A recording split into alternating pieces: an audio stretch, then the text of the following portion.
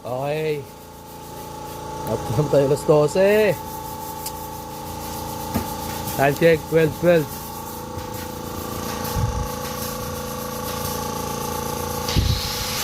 Ayun na po yung nagawa ko maghapon. Ito yung tatawag namin na wood flooring.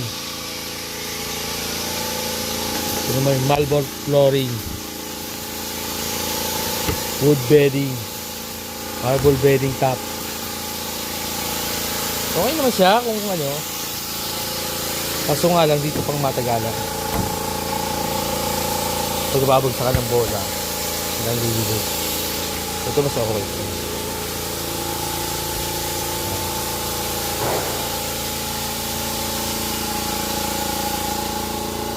Okay.